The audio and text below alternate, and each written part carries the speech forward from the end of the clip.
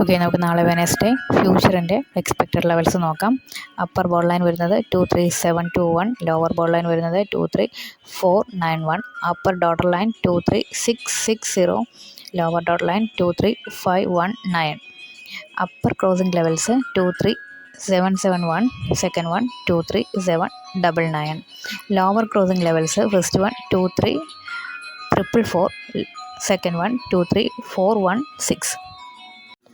Next Sensex നോക്കാം. Upper ball line വരുന്നത് 81907, lower ball line 81140, upper daughter line 81761, lower daughter line 81239.